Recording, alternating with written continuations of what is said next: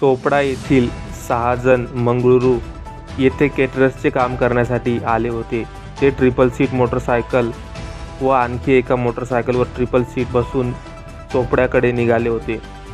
चोपड्याकडून taxi येत होती. टॅक्सीमध्ये 12 जण होते अशी माहिती पोलिसांनी मिळवली. समोरून दोन्ही मोटरसायकल वेगाने येत होत्या आणि समोरून येत असलेल्या ओमनी गाडीचे चालक विजय महाजन याने एकाला वाचवण्याचा प्रयत्न केला. मात्र दोन्ही मोटरसायकलीची धडक झाल्याने टॅक्सी चालकाचे पाय स्टेअरिंगमध्ये अडकले होते, तर दोन्ही मोटरसायकल रस्त्याच्या बाजूला पडल्या होत्या. त्यात 2 जण जागीच ठार झाले. एक ग्रामीण रुग्णालयात मयत झाला. जखमी विजय महाजन याला धुळे येथे रवाना करण्यात आले आहे. जळगाव जिल्ह्यातील हा प्रकार असल्याचं समजतंय. या घटनेमध्ये चोपड्याचे 3 जण जागीच ठार झाले आहेत, तर 4 जण जखमी झाल्याची घटना शनिवारी रात्री अळमनेर तालुक्यातील दहिवत फाट्याजवळ घडली.